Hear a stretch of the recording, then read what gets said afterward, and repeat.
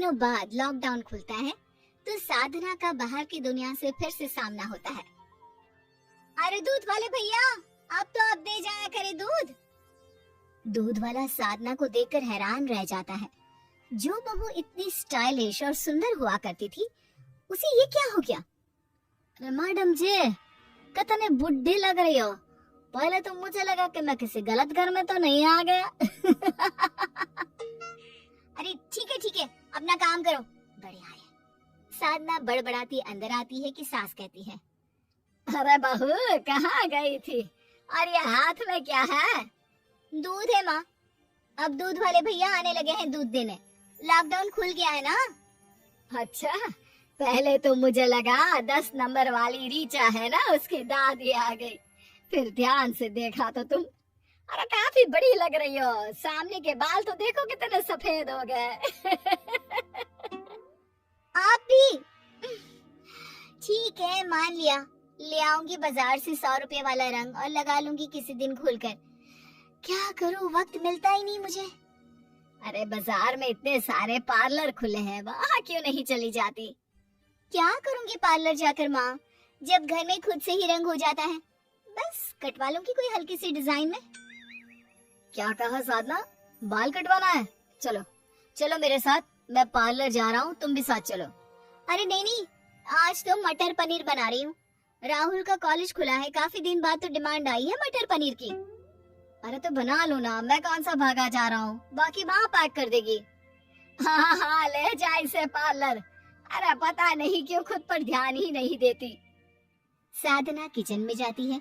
अदरक लहसुन पीस रही होती है कि सामने चमकते कुकर में उसकी परछाई पड़ती है।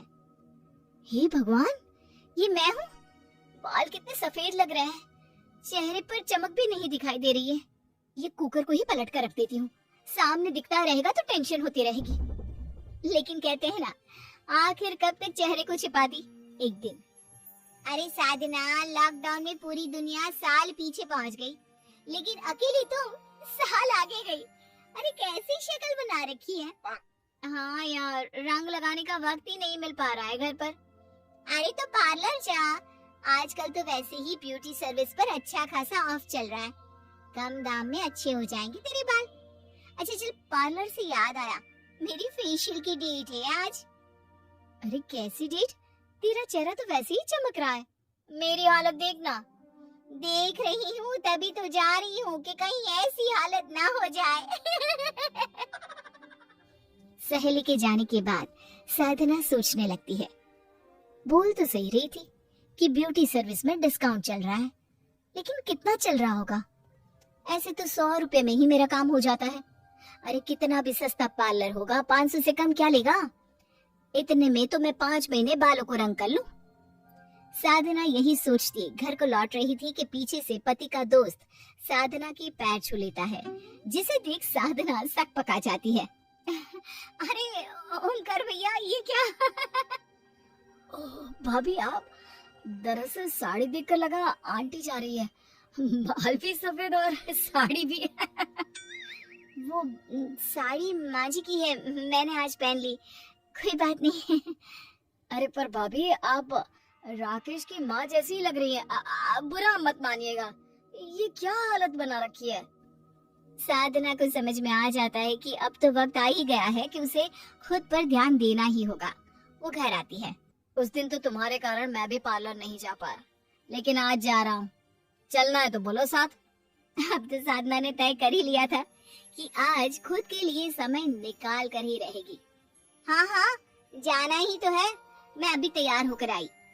साधना सास के पास आती है।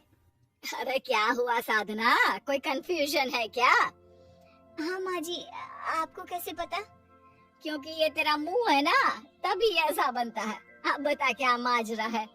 बहू सास को सब की बात बता देती है जो उसके साथ घटना घटी। ओह, तो तू इन सब के बोलने पर पार्लर जाने वाली है? हाँ माँ जी, लेकिन पैसे, मुझे लग रहा है कि कहीं मैं फालतू में पैसे तो नहीं लुटा रही।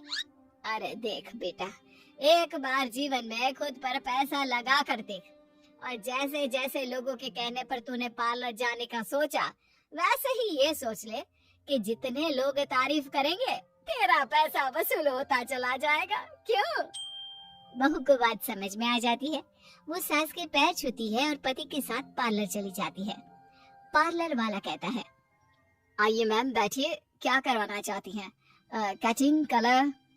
बस पार्लर वाले का ये कहना ही था कि साधना झट बैग में से एक फोटो निकालकर उसे दिखाती है।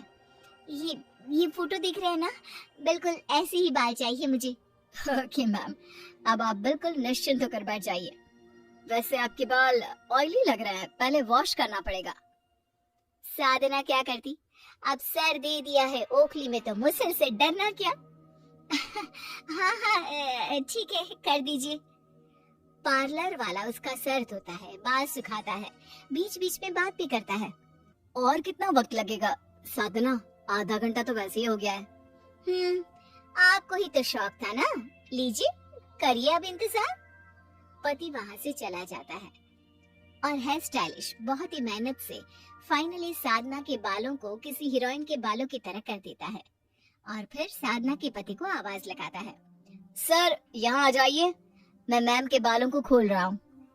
जैसे ही साधना का पति सामने आता है, पार्लर वाला साधना के बालों को छोड़ देता है। वो जैसे ही कंधे पर गिरते हैं, साधना किसी हीरोइन से कम नहीं लगती। तो कैसा लगा सर मैम का स्टाइल? साधना का पति साधना को देखता ही रह जाता है। अब क्या हुआ सर, ठीक नहीं लगा क्या? अब क्या कैसा लगा सर मैम का स्टाइल? मैम के स्टाइल पर तो हम पहले से ही फिदा है, लेकिन मान गए जी। साधना चलो ना, आज एक बार फिर शादी कर लेते हैं। जरूर। वैसे कितने पैसे हुए भैया? 5,000 रुपए मैम। साधना को तो समझ में ही नहीं आता कि उसने ये क्या सुन लिया। कितने कहा? रंग लगाने के? ये हेयर कलर है मैम विद स्मूथनिंग, 5,000 हुए हैं। हे भगवान, इतने पैसे? इतने में तो मैं शादी में दुल्हन बन गई थी। नहीं दे पाएंगे। अरे कोई बात नहीं साधना, शादी को 15 साल भी तो हो गए हैं। तब और अब में महंगाई कितनी बढ़ गई है, और हर 15 साल में अगर इतना ही खर्च कराओगे खुद पर तो कोई भी हंस हंस कर खर्च करते। मेरी जाने मन, विश्वास नहीं होता तुम कितनी प्यारी लग रही हो। आप भी ना। साधना के पति की बात सुनकर साधना शर्मा जाती है और सोच लेती है कि अब थोड़ा थोड़ा खुद के लिए भी जीना है।